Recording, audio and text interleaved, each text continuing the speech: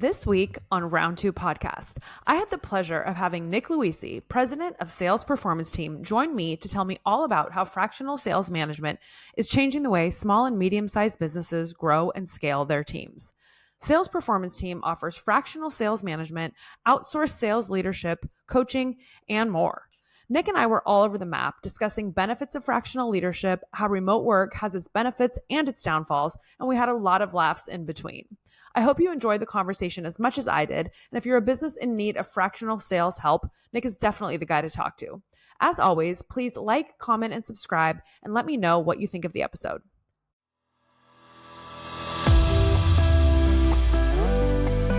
What is up, everybody? Welcome back to the Round 2 podcast. I am your host, Nikki Corbett, and I have a guest with me coming to us from Chicago, and his name is Nick Loise. Am I pronouncing that right? That is the one question I always ask before we start recording, and we got to talking about coffee, and I forgot. Well, we talked about the most important thing, which is coffee, right? And, Yes, and proper yes. coffee experiences. It's Nick Loise. But Oh, I'm going wow. to change I it was to way Nikki off. Loise because I like There you go. that. I like that. Yeah, I like it too. Okay, Loise, I love it. Well, welcome to the Round 2 podcast. Thank you for being here with me. I'm very much looking forward to getting to know you better since we've only had a few minutes to chat. So talk to me about Sales Performance Team. I read that the idea came to life on a train from Italy. So of course that piqued my interest. Sure. So tell me about it. Yeah. Well, before I do, I want to thank you. Well, thank you for having me on as a guest, but thank you for all you're doing, right? Because this is a lot of work to create such a phenomenal podcast and to serve the population that you do, which is we work a lot with small business owners, entrepreneurs, startups. And so having a great voice, right? Having a great podcast, but really you got some great guests when I was listening to it. And so thank you. Thank you for that. Well, thank you for listening and for the sweet comment. I appreciate it. It's been a lot of fun. Oh, you're welcome. Listen, it's not easy being a host. I know that. And you really are doing, you're serving a niche that is needed. So I really find that phenomenal. Awesome. Sales Performance Team did come, has a, let's say, epiphany. It was in the back of my mind. And it came from, I was in a private equity owned business. If anybody's ever went after private equity or had private equity invest in their business, they were wonderful to me, but 8 years, 4 different owners, twice as many CEOs, different strategy. It was time.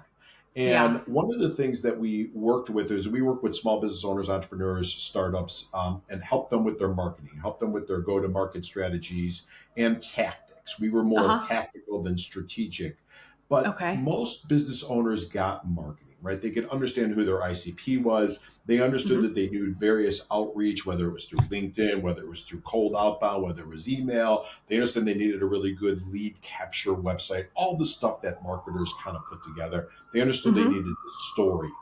They all struggled with hiring salespeople. They all struggled with setting salespeople up for success. And they all had their heart broken, right? And so we created this IP, if you will, as part of that, as an offshoot of that. And then in one of the, kind of the last ownership, they didn't want this. They were going a different direction. And it was just time for me to move on. So I had written a business plan in Milan, right? Coming back. Life is tough, I know, right? You're in Milan. Most people sit in the world. I was at a conference in Rimini, right? So you're taking the train from Rimini to Milan and then vice versa, because they flew me into Milan. I'm like, there's like 18 other airports you could have put me in, but it was a great trip and allowed me to create this business plan. And the business plan still to this day is that, which is helping small to mid-sized businesses, startups to revenue, about 25 million, with their sales function. Either they hire us to be their outsourced sales manager, a fractional sales leader, a fractional sales coach, whatever they need. Or some companies just hire us to help them with the sourcing and interviewing of candidates, because many times founders, especially tech founders, think differently. And so they need somebody that understands a salesperson's modus operandi for their interview. So that's kind of what we do.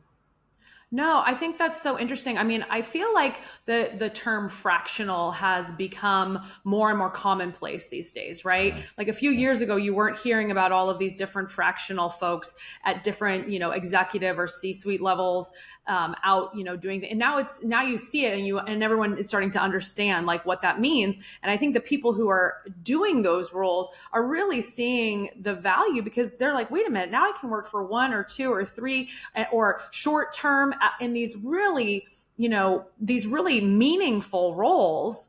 And from a sales perspective, I can see how there would be so much value. I feel like I've talked to so many entrepreneurs who, sales is their thing, or they get to a point and then they're like, man, I really need somebody to run sales, but I don't know who that person is. I think you're spot on. So if you think about the fractional, right, and it's in vogue now, and a lot of people are really consultants, but they're kind of calling themselves fractional, or they're calling themselves fractional, but they're looking for their next gig, right? But this is just an easy landing. Sure. But if you think about it, the original probably fractional was the CFO, right? You don't need especially at a certain revenue perspective, you don't need a full-time CFO. So you would contract out with many firms or many individuals that were fractional CFOs. I love it from a number of different reasons. First reason is we learn so much from all of our different clients. And somebody called me a bumblebee, right? Which is, I got a yellow shirt on, so I'll call myself a bumblebee today. Because we take stuff from each of our clients that we learn and from the industries that we serve and everything, and we kind of pollinate all of our other clients by best practices. This is what's working. This is what's not working. So I love it from that perspective because it keeps you fresh. It keeps you real. Second thing, listen, you and I are in the tech world, right? We're in and out of small businesses. It mitigates your risk, right? If I lose one client, I lose one client, right? We go out and find them. So it helps with that. The third reason why I like it is it gives the business owner, the founder, flexibility, right? Yeah. And we say, listen, 1, we don't want to be a full, right? We don't want to be a full-time solution. We want to be a part-time solution for you and help you grow into a full-time solution and then help you find a full-time solution. Now, we put individuals in organizations. So if you say, listen, if you like our fractional manager or leader and you want to hire them, let's just talk that through if they want to go with you full-time. Okay, that was definitely going to be one of my questions is like, what's the typical tenure of one of your folks that you put into these roles? Well, it's interesting, right? So I have clients that I've had since the day we started the company. And I have clients that we are in there for like a 120-day sprint. And then maybe we help them hire a full-time person or help them up. A lot of times it's really, Nikki, up-leveling their current sales manager, right? Okay. Sometimes they do the mistake that many organizations do, and we have to try to talk them out of it or unwind it, where they take their number one producer and they say, I'm going to make him the sales or her the sales leader. Yes. No one's happy. Usually about 6 months in, no one's happy. They're the best in sales. They don't want to be a people manager, and then they realize they don't want to be a people manager. They're not wired that way. They don't get the motivation of coaching people. They don't get the motivation of mentoring. They get the motivation of going out and hunting and bringing that back. And so definitely, if I could do anything, get on podcasts and try to stop founders from doing that. It's a good day for me. Because it's a great thing. Yeah. Right. Well, it's so funny. So what happens then? Go ahead. Oh, no. So I was just going to say, it's so funny because one of the things that I loved about my time at SkySlope was working with individual contributors, because not every individual contributor wants to be a manager. And what's unfortunate, and I think is finally starting to change, is that, it used to be the path to advancement was always through management, right? And now there's all these paths are opening up for really outstanding individual contributors to continue to promote and rank up and be in these roles that don't necessarily mean you're managing, maybe one level and then maybe 2 levels of people when they're just like, I'm not good at this. I don't want to do this. And in a role like sales, when you've got someone who, like you said, just wants to be out hunting, who's just a dog and is like, I'm going to close these deals. And then all of a sudden you pull them into a managerial role where they're now having to not, work with other people and try to help them. they've lost that fire. You hit it spot on. And, so what have you done? You've taken an individual, like you said, that just is driven by going out and hunting for that next deal, going out and bringing new logos in, bringing new customers in. They probably have joy of working with their customers, right? They have great relationships with them. They like the entertaining, right? Yes. They just like the entertaining for sure. Right? Who doesn't, right? Who doesn't like going to the football games in the skybox? Who doesn't like, having really good dinners that somebody else is paying for? Oh my, all exactly. Perks, right? Love it when I could be like, I'm on the sales team's tab tonight. Right. And then the other thing, though, is that you have a issue where that person now is like a desk jockey, right? And they are starting to focus on who's doing what and they're paper pushers, and they did not get into sales to be paper pushers. So it became very, very, very, very difficult for them. So, it's just one of those things that you have to kind of work through and probably take a look at reversing it in such a way that you don't lose an outstanding player. Yeah. So, okay. So tell me what types of, you mentioned startups and smaller businesses, but what types of, where along the way do people come and pick someone up like you guys and say, hey, look, we're now ready for this type of expertise and we want to bring someone on board. We don't know who to bring. So let's get a fractional person. Is it from the beginning? Is it a couple of years in when you're finally not having founder-led sales, or when is your guys, what is your sweet spot, I guess would be the right question. Yeah. So we like to, we got companies, they bring us in, they're pre-revenue, right? They know they need to go to market. They're founders, they're tech founders, they're programmers, right? So we kind of work at that. A lot of times it's when they realize that maybe one of the founders could sell or did a good job of acquiring new customers, but they need that discipline and the process taken and brought to fold. And so they bring us in because that's what we do and that's how we think about it. Okay. So do you bring, let's see, how do I ask this question? So you have your different fractional folks that are they technically like on staff? Are they employees, or are they people that are doing other things as well? So they're yes, and yes. And so we have, it's a little bit of everything, right? So we have some that are on staff. We have some coaches that this is what they want to do. And so we act like a matchmaker and we bring them in, right? For certain things. And maybe they have a full-time job, but they like coaching, right? And they want to just coach individual players and their job doesn't give them that. Or maybe they want to do something else, right? So this allows us to fit them in. We have other people that are fractional, right? But they just can't focus on the business development side, and they like us feeding them their business. I have a partner in the Philippines, so we have a staff in the Philippines that works when we get hired to do outbound, for folks. So we're all over. We're a hybrid. And I think in this day and age, we're going to be more and more of a hybrid. I think when I go to sell the company, I'm probably going to have more and more people being W-2s, right? Because nobody's going to want to buy a bunch of 1099s. Sure. But that's 3 years out, 2 years out. Okay. So one of the things that I was reading about on your website, you talked about the 5 Ps. And that immediately caught my eye because I was raised with a mantra of the 7 Ps. So completely different, but I like grouping P's together. So talk to me about the 5 P's: pipeline, process, playbooks, production, and people. Well, I think you hit it, right? So the most important thing, the survival of any business is pipeline, right? So having a fulfilled pipeline that is factual, not fiction, right? Because sometimes you get pipelines that are, I got some clients where we come in and they've got a lot of junk in the pipeline. We got to clear that out, right? So pipeline drives everything. Production is individual production of the sales team.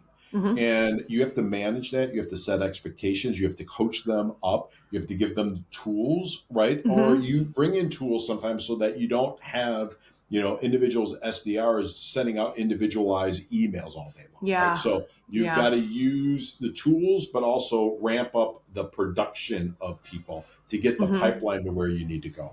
It's all driven by having a really good process, right? Yeah. We are theory of constraint folks, if that makes sense. And a lot of your engineers are going to get this. We are looking for the constraint in the sales department. Where is that constraint?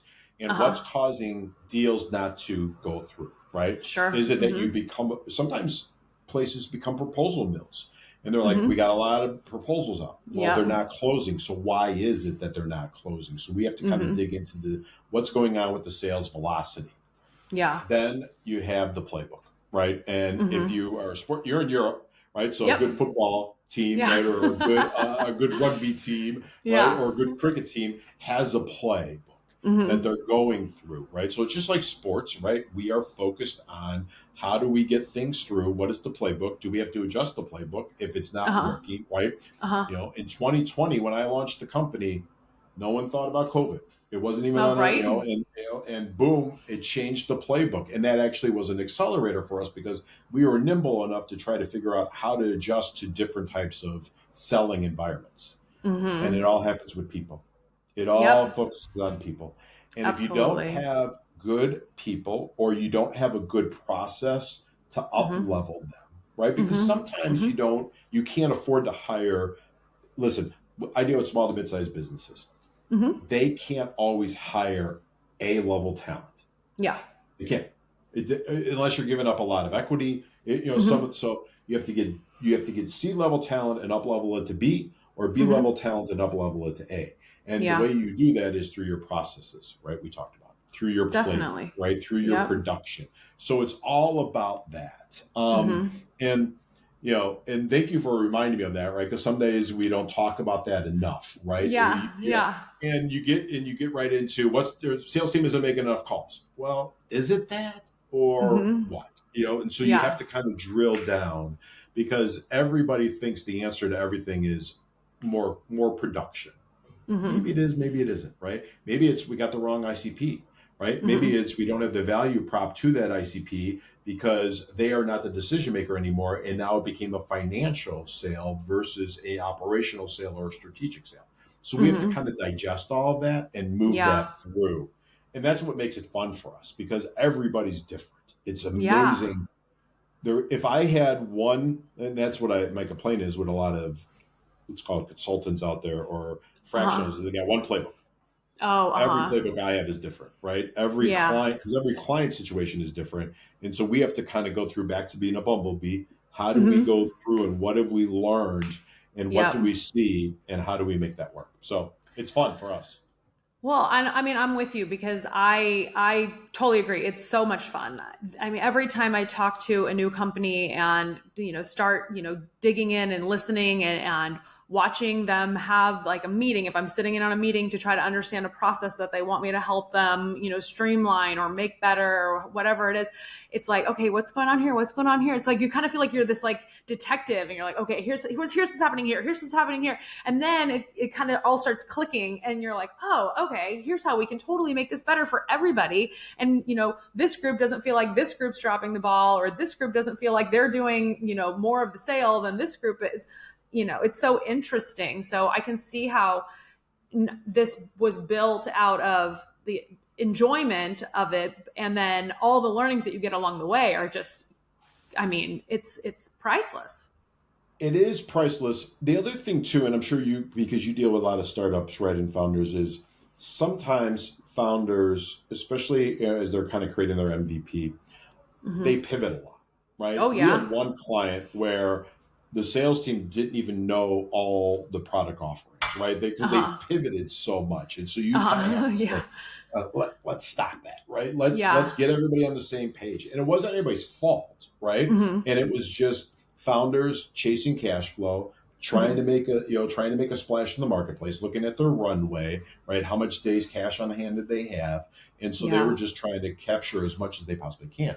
And so sometimes you go back to who do you work with? Sometimes we work with those type of founders, but maybe they have an investment group, right? Or they have investors or they have VC money. And so they like us there just to kind of help focus and maybe realize that you don't have to chase every deal, right? Every time somebody comes back from a sales call and says, oh, this client wants this, you don't have to rush to add it to the product or the service. Right. And you probably deal with that more so than I do. I'm like, all right, let's pump the brakes, folks. Well, I started laughing because it made me think about this TikTok that I saw a few months ago where it was like, the salesperson out talking to a customer and the customer saying, well, oh, I'd really like it if the product could do this, this, and this. And if it does, then we'll sign up today. And the salesperson's like, okay, yeah, no problem. And then they go back to the product team and they're like, hey, can we get this in this sprint? And the guy's like, yeah, no, not a chance, and then the guy goes to the engineering team and he's like, hey, can we get this? And they're like, no, blah, blah. And then it just is like, one hand talking to the other hand. And then still at the end of the day, the sales team was like, yeah, we'll make that happen. It's like, wait a minute, you can't always sell everything that we haven't done yet. Well, that, or sometimes you get in trouble where, well, I was promised this, right? And it's right. Well, it's like, and you go back, and thankfully nowadays we're doing a lot more recording of sales calls, right? If it's a one call close or a 2 call close, we're doing more of that as compared to the old days where we were in the office or in the field, right? And nobody knew what anybody was saying. They're like, well, John promised me this. And, I wouldn't sign the contract if and now you go back and say, well, you talked about it. He said, I'll look into it. It wasn't that he promised you that. And so, but I do, you're laughing. That's a funny TikTok. And quite frankly, there's probably 15 people listening that said, oh, I just experienced that this week. For sure. In my company. For sure. Says, oh yeah, sure. We could do that. Right. Yeah. Of course, because, they want the deal. It goes back to the personality type, right? An engineer will never make that promise. Right. But a salesperson will, with the thought that, well, eventually we'll get to that. Or maybe they didn't really want that. But they're just asking for that. Or I can say that it's on the roadmap. I mean, I don't need to tell them that it's 9 months down the roadmap, but let's, oh my gosh. We'll look into that, right? That's our next option that we're adding. And then depending on who you're selling to also, in my prior role, we were selling our service to salespeople. So when I would get an upset, we were selling a service to real estate agents. So if my sales team was crushing it, they were just signing agents up left and right. And what was interesting is that a lot of the agents at the time were new agents to the real estate market. So they didn't really know what they didn't know. So they wanted a transaction coordinator. So they were like, yeah, this sounds like a great idea. Everybody tells me that I need to get a transaction coordinator, but then they didn't really truly understand what a transaction coordinator was going to do for them. My team of TCs was so good that they could literally tell an agent, just please don't touch anything. I will manage this transaction for you. If you have questions, ask me. Even if you have questions about the transaction timeline and what you're supposed to be doing when, I know enough to tell you. But then, you inevitably get someone who's upset for whatever reason, and I get a phone call and they're trying to sell me on, oh, well, your salesperson, I wouldn't have signed up if they couldn't do this, that, or the other. And I'm like, I literally wrote their sales track. I know exactly what they're selling. You can't lie to me, And then to your point about recording the calls, I'm like, and also we've got that. So just don't lie to me. I was listening to a podcast, not a business one. It was full transparency. It was Smart List. My wife loves it. Oh, yeah. They're great. From Michigan. It was the Vince Vaughn one. And he said, listen, we're dealing with humans. Nothing's changed since the ancient Greeks, right? Yep.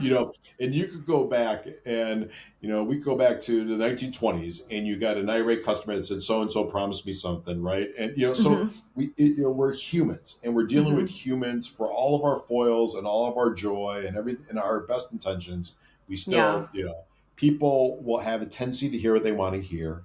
Right? Yeah. People will have a belief that they mentioned something, so therefore it's part of the product or service. And we, as business owners or helpers of businesses, right, have to say, let's make sure that we've got everything covered, because we got to cover in this litigious world. We got to cover our backside, right? And let's have these calls recorded. And I know nobody wants to do that. Let's have really good notes in the CRM. Let's upload everything so we are saved because of that, right? And it's a shame, but listen, they're going to find this podcast 100 years from now, and we're going to be talking about it, and they're going to say, yeah, we still have these problems because it's still humans. Right. Oh my gosh, that's the truth. That's the truth. The more things change, the more they stay the same, right? The more things change, the more 100%. 100%. Yeah. If I would have reversed engineered, and I told both of my kids to do it in college, I would have took more psychology courses and sociology courses. Right. I just think so now I became a student in reading it, but I just think it makes you better in the world of business. Oh, I totally agree. One of my favorite electives in college was sociology, because I was just fascinated with human behavior. And to this day, I mean, I can just sit and watch people interact with one another and sit and how are people, communicating? How are people drinking cocktails together? Like, what are people doing when they're out walking around? And, I think that's one of the reasons why I love to travel so much, because I'm so intrigued by other cultures and, how they have fun and how they communicate and how they interact with one another, just doing day-to-day tasks in life. And, it's so neat. I was actually saying to somebody else recently how when I went in 2014, I had the opportunity with Intel to spend the summer in Shenzhen, China, and I worked there. And when I came back, I ran into the director of the guy who ran the Americas sales group. And he said, "Oh my gosh, will you please come and talk to my staff about your experience?" And it was like, they all wanted some sort, it was almost like they were anticipating that I was going to tell them some, unknown piece of information that was going to change the game and change how they could do business. And I was just like, it really we're all doing the same stuff every day. They're running the business from their, side of the world, and we're running the business from our side of the world. And it's cultural, and that's the differences. And so once I was able to understand how their culture impacts the way they run the business there, then I was really able to add value. I find it fascinating. Just think about what you're doing and where you're at, right? You're in Europe as we're recording this. You're going to walk outside and see fountains that are older than the United States, right? Right. And so the way that they do things is going to be slightly different, completely different, not different at all. One of the three, but we're just humans, right? And for the most part, you believe that everybody's got intentions are honorable, especially in business transactions, right? But they approach things so differently. And it'd be fascinating, like that travel to China just had to be fascinating. My wife travels more internationally than I do for business, right? So as we speak, this week on this weekend, she's going to Dubai, right? Oh, and wow. And talk about how different they interact, right? Yeah, and just from a cultural perspective, just from a dress perspective. And, we as Americans think that everybody should conform to our way of doing things, but we have to be respectful of their culture. And sometimes we're not. Well, it is interesting. That's what I like so much about traveling, because I'm like, tell me how things are here. Like, what is going on, and I also do recognize, especially when I'm in places where, say, the US dollar is significantly stronger, or if even though the euro is stronger than the dollar right now, still, like, day-to-day things here in Greece are not as expensive as they are at home by any means, right? You walk outside, like, I bought this bottle of water, and it's a big one.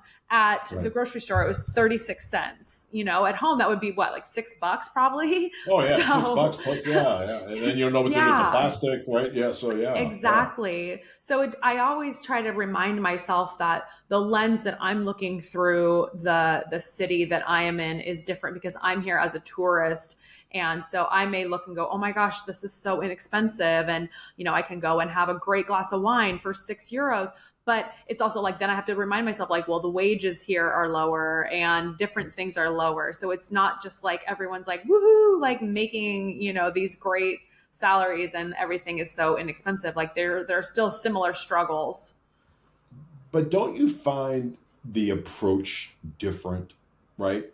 I remember as a young college student having the gentleman Bernie Siegel who started Crate and Barrel, right? Mm-hmm. And he made the thing that the difference between Europe and America, Americans work to live, and Europeans, or vice versa, right?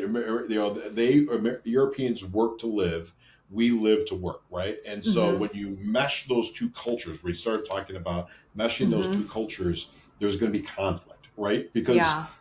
5 o'clock is 5 o'clock, 6 o'clock is 6 o'clock, Yeah. Yeah. and we're still sending emails and things of that nature and expect them to be answered completely. And maybe the younger generation has that figured out, right? Maybe they realize that there's a Uh-huh. work-life balance and how to do that. And so I think world travel makes you a better business person, makes you a better Mm-hmm. person, right? Just I think it makes you a better well-rounded. person, Yeah. period. Yeah. I mean, we try to teach the children, that the world is flat, right? It's Mm-hmm. not just who we are. Like, we're putting you on a plane as a young person to go see Europe and realize that it's different. Mm-hmm. And I think every time we can get out of our own cocoons and Yeah. see what's going on, it allows us to be better. It allows us to interact better. It goes back to how we started, right? People are people, Mm-hmm. right? Yeah. And they just have different approaches, different communication styles, but Exactly. everybody still wants the same thing. Exactly. At the end of the day, we all are human beings. We all want companionship, friendship, someone to laugh with, to feel like safe and cared about and loved, and to have some fun and feel like we can, feel like we belong, right? And 6 lira good wine. We want Yeah. really inexpensive good wine. Exactly. I mean, Exactly. there's nothing better than going to Europe for the wine, right? There's no sulfates or any of that Oh, stuff in it, and the house wine is as good as a really expensive bottle that you're going to get here in the United States. So, it's so true. It's so true. It's literally probably one of my most favorite things. I'm like, this is so good. Like, and, I and know, it was right? so inexpensive. Yeah. Why can't we do this? I mean, go to Spain. Their wine is phenomenal. Right? Definitely. Definitely. Oh gosh. So, one of the questions that I've been asking my guests as of late is talking about failure, because I think that failure is one of the greatest teachers in our, business journeys and life journeys, really. I mean, it's great to have success, it's great to accomplish goals, but I think when you have those moments of failure, you really learn something, especially depending on how hard you fall. So, what would you say, something that sticks out to you that you could share that really taught you a big lesson? There's so And what many. was that lesson? Yeah, great question, and so many. And I remember when we were doing our pre-call, and you asked me about that. Uh So huh. one of the biggest failures, and it's a driver, and it ends up being a strategic advantage, I believe, for my new company, was in 2006 to 2012. I had a marketing and advertising agency, and Okay. I worked in one industry, which was home services, home improvement, home builders, the home industry. Uh huh. And I'll tell you, Nikki, in 2006 to 2008, I thought I was the smartest guy in the world.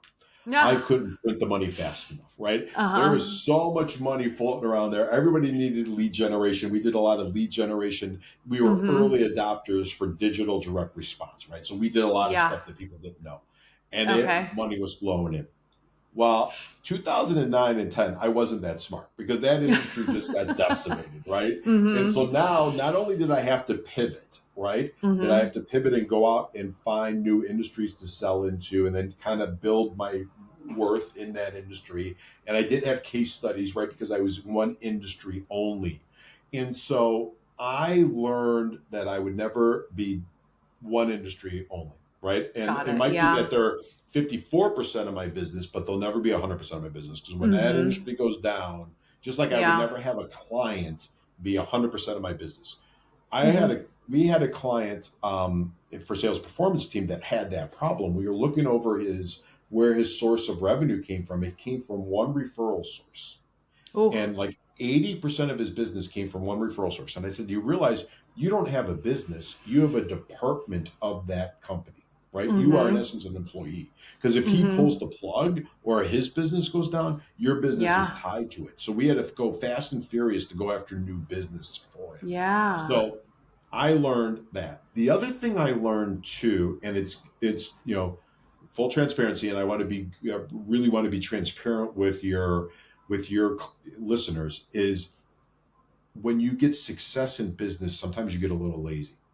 And you kind of take the foot off the sales engine and the sales pedal, right? And deals are coming in, and the phone is ringing, and you're not making your outbound phone calls, and your team's not doing it, but business is still growing if you have a fast trajectory. And I allowed it to happen, right? Yeah. And I started doing other stuff, and maybe we got into different business lines. And so we were a marketing agency, but then I started buying up other agencies and took my focus off the core business. And then when the proverbial hit the fan, I was exposed. So I was exposed on all different fronts. And so lessons learned: don't ever have one industry be dominant, or if you do, work on other industry lines that you're going after. Two is, as a founder, never allow yourself and your team to take the foot off the gas. Always be doing the work, always be doing the outbound. It goes back to the 5 Ps, always going to be doing the production. Those are two things that I learned that were failures. The other one, and it kind of goes into a different one, I was in the private equity based business. We were very specific, right? We had a very specific demographic, and we had a very specific messaging. And that, let's call it persona, wasn't for everybody, right? And so we detracted as many people as we attracted, and which is fine because it helped us grow. But what I would have done is created a different brand, right? And created a different company, and taking all those leads that we brought in, and now not wasting the lead generation and flipping them over to a different brand. So become, have multi-brands. Use all of the pig, if you will, right? It's American terminology, but so we'll have to translate it. Right? What do they say? Like nose to tail, right? Yeah. Right, nose to tail. Every lead you get, you have to figure out, how can I sell to them, right? And never let that go to waste. So those are some lessons learned, and still modus operandi, and still there's days I look in the mirror and say, did I sell enough today? Did I push the company forward enough today? Did I help my customers' sales team sell enough today? And did we push back? Did we push not on the gas hard enough? And so those are some lessons that I learned, and maybe they're simple, but they are. And then the other business mistakes that I learned is, we bought a company, brought a person in. He had equity, but he also, embezzled, right? And we kind of saw it happening, but we didn't act fast enough, right? And we were, so always control the checkbook, right? Always control the flow of cash. Nowadays it's easy because everybody's paying, this was the day when people were paying by checks, right? Back in the day, nowadays people pay ACHs and that. So, and so, you learn, right? You learn. Yeah. I could go on. I've had a lot, right? I think in business, if you're not trying, you're not making mistakes, right? And where we have our fear is that we don't want to make a mistake. You have to realize it's part of business, right? If I can get a 51% success rate, I'm doing good, right? When it's at 40 is when you're in trouble. So, well, I think it's part of life. I mean, I don't know if you had a moment like this as you were growing up, but I remember being in my 20s and thinking, like, when I turned 30, that it was like I was going to feel a certain way because I was going to be a certain age, and life was going to be just this way. And I just always had this in my mind. And now I'm 46, and I'm like, I still feel like that same dumb that, moved out of my parents' house at 18 and went off to college. I just have more experience under my belt. But like, I look back now, and I was talking with a friend the other day, and his oldest son is in his first year of college. And I'm like, I don't understand how that's possible because we just graduated from college. Like, what do you mean your son's in college? And so it's so funny to me because I think that as we continue down the road, it doesn't matter how old we are or how much we've experienced or how much we've accomplished or anything. It's like, we're always still going to be, you know, trying something new, seeing what happens. What did we learn? Did it work? Did it not? And adding those things to our experience, you know, track. And I don't know. I just think it's so interesting because of that whole, like, me thinking I was going to get to this point where I was going to feel a certain something. And I just don't. I I realize now that the journals that I did when I was in my 20s and 30s and even, 40s are nothing but fiction, right? Because I'm going to have this. And a lot of times it's around things, right? I'm going to have this and I'm going to have this. And I'm like, I'm just making a shopping list, right? This is not meaningful life. I'm just, I'm going to have this sports car, and so I think, you realize that it's good to have those dreams, right? Or that I'm going to do this, I'm going to feel this way. But I also think it's good to be grounded and say, okay, this is who I am, and I'm a summation of all of my experiences, good, bad, and indifferent. Absolutely. Right? Yeah. And I think a lot of times we think everybody's, listen, the Instagram, right? The social media, everybody's putting their best foot forward. And totally. It may not be truthful, right? I'm starting to see articles about, this couple wanted to be influencers, and they ended up being 7 figures in debt, and like, for what? So for I what? think, it's tough, right? And no one's got a magic ball as to where life is, and certainly I remember vividly thinking in college, I'm going to do X, I'm going to do Y, I'm going to do Z, and I didn't even come close. Yeah, it's so funny. I'm okay with that. Well, absolutely, because you've done all these other things, right? Yeah. I mean, I look at the same thing too. There's so many different periods of time in my life where I thought, well, I'm going to do this or I'm going to do that. I will say the one thing that I did say when I was about probably like 10 or so years old, I remember saying, I'm going to make the world's best chocolate chip cookies. And I probably got about 20 people who will say she does. So that's my one. Love thing. That. Everything else, it's all been a crapshoot, and here I am now. So, listen, when we first met, I knew I liked you, but now I know I even more. Wine and chocolate chip cookies. Throw a brownie in there, and I'm all in. I'm like, like that's the best. I mean, I love it. I love it. Hey, look at what was it? Famous Amos and Mrs. Fields. Mrs. Fields, I was a big Mrs. Fields fan in high school. Anytime I'd go to the mall, I'd have to swing by and grab one. Oh. Yeah. Get a cinnamon bun. Maybe I don't know if kids hang out at malls anymore, but you talk about formulating life messages and life lessons at the mall. Oh my gosh, 1,000%. So I have a question for you in regards to leadership and, executives, and now with all the fractional work. So like we kind of talked about at the top, that this fractional term is becoming more commonplace. It's more and more people are out, doing this type of work. So how do you think that that's going to change leadership and leadership roles over the next 10 years? Like, where do you see this going, especially with the remote work that we know isn't going anywhere? And now that we're truly able to do business with people all around the world, looking at each other like we are on a screen. So I think that we're going to have to double down and triple down on in creating culture and enforcing culture and the culture that we want. Right? Because of the fact that it's easier, I think, to create culture when everybody's on the same floor, right? You could just, but now we have to do it virtually, and I don't believe it's. I agree with you that it's not going to go away, and I'm okay with it, right?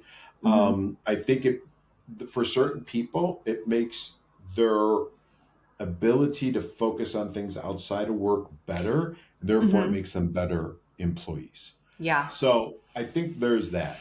I think we and I'm talking to, let's say, older white men, right? And we have to realize that everybody has value and everybody Yeah. has something that they bring to the table. And we have Mm-hmm. to realize and listen to that Yeah. and realize that goes back to how we started.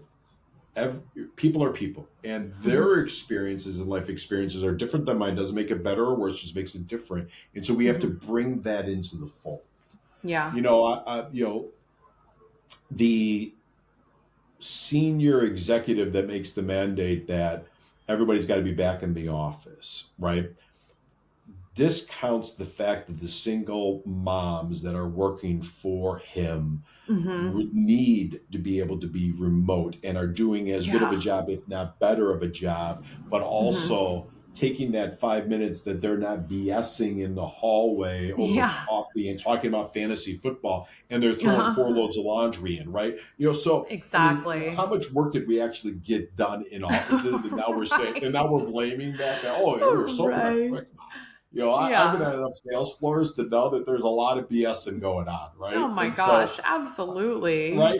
And so I think we have to Yeah. realize that, and Mm-hmm. I think you allow people to choose their own adventure. So what is it that Mm-hmm. you want to do? Now, there's some organizations that you have to have everybody around the table because it just at certain points, right? Maybe it's one day a week that everybody's around the table because it Mm-hmm. allows you to break down barriers and things of that nature. Totally. But it all starts with culture and it all starts with leadership. And I don't think we Mm-hmm. spend enough time on true leadership, right? Mm-hmm. And even if it's just there are different personalities and different personalities communicate differently, right? I think Mm-hmm. that's a Mm-hmm. cultural awareness. There Yeah. are different demographics and different demographics, I'm a loud guy, right? I'm come from Mm-hmm. a locker room environment. That doesn't mean Uh-huh. that's for everybody. So I got to Yeah. realize that. Mm-hmm. And so and I do think that the leaders of tomorrow are going to look a lot different than the leaders of today, and I think Mm-hmm. that's good, right? And I Mm-hmm. think they will bring different cultural awareness to it. And I think we go back to what we started. I think you have to have empathy, right? You have to Mm-hmm. listen and you have to Yeah. realize that, you know, I'll run into people that will live in their heydays, right? And that's all they'll Mm-hmm. talk about. Yeah. Yeah. Like And the guy who was the wide receiver on the football team in high school. right. Still talking about that, Still right? talking Still about it. talking about that, Yeah. right? And you'll do that in business. They'll talk about deals that happen, in 2000. I'm like, well, the world was Yeah. different, right? And Right. so So different. you, right, and so we have to realize that. And work happens when work happens, and Mm-hmm. if they are hitting their KPIs and hitting their objectives and that type of thing. But to answer your question also is I think as leaders, we can't think that culture is just going to happen from, Yeah. we've got to create it and we've got to talk about it and we've got to repeat ourselves. And it's like when you have children, when you think that they heard that don't do drugs, you got to have it 5 more times, Yeah. right? Yeah. And you got to talk about it and build the culture up, but also listen, right? And Mm-hmm. it's not a monologue, it's a dialogue. And many Absolutely. times in business, we, as leaders, we only have monologues with people versus really Mm-hmm. trying to focus on it. So, Yeah. No, I like that a lot. I mean, it was funny, not funny. When COVID happened, right? And everybody got sent home and we're all like, what's going on? We're all sending everybody home and saying, okay, we're going to proactively send everybody home for 2 weeks. We don't know what's going on. sure. I mean, I had a team that was very, they were in the door at 7 and they were out the door at 4 every single day. And so then all of a sudden everybody's at home and a lot of them had kids and a lot of them had significant others who were also all of a sudden at home. And some of them had their parents living with them. And so it was utter chaos. And I remember grabbing the team one day and just saying, okay, hey, look, like I get that this is nuts and we don't know what's going on. So get your work done. And if that means you're clocking out at 10 o'clock because you have too much chaos going on and clocking back in at 11:30, that's fine. We got to all be on our toes here to get things figured out. But I now love that we're in a place where it's more about are you accomplishing what we need you to accomplish versus where are you from 9 to 5? Yeah. Yeah. I think you're spot on with that, right? And I think that's an intelligent leader. And I think we're hiring the wrong people if that's what we're worried about, right? Yeah, Who no are kidding. you from 9 to 5? We're just Yeah. we're just hiring the wrong. Now listen, my son is an operations manager for a factory. They all have to be there, right? Yeah. You know what I mean? Yeah. So there are certain jobs that you have to have people there. But I think that we tried to figure out as collectively as businesses, how do we celebrate when everybody's virtual, right? How do we have Friday happy hours, right? Or Friday coffee drink out, whatever those were. We tried to figure out these things. And, the world went back to normal, kind of, right? But we're still, that's still, we still kind of had the taste of, well, I got all my work done. And I mean, I live in the city of Chicago, right? I live in a suburb outside the city of Chicago. I don't know if I'd want to commute into the city of Chicago. Right now, there's a ton of construction going on, right? So if I had an office, that'd be 2 hours out of my day. Right? I remember, and it's like, well, why can't I just walk down I was able to get the work done as I walked down the hallway, right? And went into, and got the work done. And so, and I also think sometimes there's people that make decisions that don't have the sphere of, you've got young families, you got people with young families, you got people with young kids, you got people, sandwich generation, people with aging parents, right? That kind of have to be there. And if you think that them tethered to a desk, that they're all in on you 8 hours a day, you're fooling yourself, right? Yeah. They're worried about their kids. They're worried did they get home? Are they off to soccer practice if I'm not there? And so, I mean, I think it also, one of the things that we loved as a company when, COVID happened and we had to make some adjustments like many companies did with letting folks go. But when it got time to, start building the company back again, we all kind of realized like, well, wait a minute. Why don't we open, we don't need to have people that just live in our little bubble anymore. Yeah. Now, we can hire people from anywhere. I mean, in the United States, but it was still incredible. And that's, one of my notes I had for our conversation was that, the world, I feel like because of all of this technology and because of the remote work, it's getting smaller, and so we have these abilities to connect with incredible people that we never would have come across were it not for all of these advancements and the way that the work life has changed. So I agree 100%. Now, look at all the fractional stuff you guys are doing. I can only imagine how that door has opened even wider with the different types of companies that you're now working with. People that probably never would have looked at this situation are now looking at it. I will say, so I'm going to talk out of both sides of my mouth. Perfect. All right. Why not be controversial on a podcast? Why not? Right? I love it. Yeah, because we have to have the conversation. There are things that I don't think are missing, but as a leader, because that's how we started talking about this, as a manager, there are moments where I feel like I'm not doing the best. So I'll use an example. If you are the sphere I look at the world in is through a sales, right? So if you're a sales leader and you have the traditional sales floor, right? Yeah. I think, I'm listening out of one ear while I'm on a call, or maybe it's ringing, right? Or I'm put on hold and I'm listening. I just heard Nick use a good phraseology that I want to use, right? And so I can't hear that if Nick and I are both remote. Right? Oh, fair.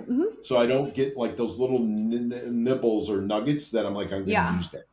And as a leader, I don't get Nick really this afternoon looks like he's having a tough afternoon, right? Maybe he had a couple deals fall out. And if I'm only doing a morning stand up, right, and it's virtual, I don't get that where I could say, Nick, let's just go grab a quick cup of coffee. Let's 100%. Let's go to Starbucks and just what's going on, right?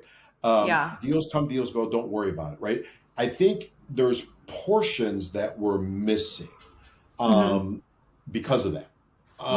Now, is that worth I don't know, right? So time will tell over the course of time. And if you Yeah. look at, I was just reading this, the number one issue with most sales professionals is they don't feel engaged in their work anymore. And Interesting. Okay. now that's an article for sales professionals, Uh-huh. and but is it others too, right? And maybe it's Sure. because of the Yeah. fact that they're lonely, right? I do Mm-hmm. think we're lonely Mm-hmm. as Oh, society, I 100% agree with that statement. uh, Absolutely. I and mean, it's tough, like, especially if you think about people that, live alone and they work from home and then they get up and they go from their bedroom to their family room or to a desk in their bedroom. And then they work all day and then maybe like leave and go to the gym, but then come back home. And it's like, you're just home a lot. you just listen. You described my day, right? And I have to, Mm-hmm. but I'm lucky. I have a family that comes home and I can talk to them. But I have to Correct. force myself just to kind of go out and run an errand, right, during the Mm-hmm. day because I can't. I only see humans at 6 o'clock in the morning when I'm at the gym, right? From Mm-hmm. 6 to 7, and then I come home and now I'm Yeah. on Zooms, and I do Yeah. think we're social beings, right? And We so are. the old days, it used to be that people work from Starbucks. Mm-hmm. Well, the coffee's good, right? I'll give them that. Yeah. But why did we do that? We wanted to be Yeah. around others. We wanted to be around Mm-hmm. other humans. So I think that there is the culture aspect. We have to be better at it.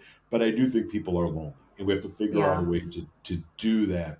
And I think, I worry about that with men more than women. Women are better about talking and kind of building up friendships, and men are superficial about it, and they'll just talk about sports and fantasy football and that type of thing. But they won't Yeah. go deep, right? And so Uh-huh. it does worry me, and it does worry me about young men, right? Yeah. I do think women are better about getting their social interaction Mm-hmm. than so you know it's a bigger problem. It's probably a problem for another podcast, but I Yeah. think, but I do think that as leaders, you have to be aware of that, right? No, absolutely. I mean, The mental health aspect.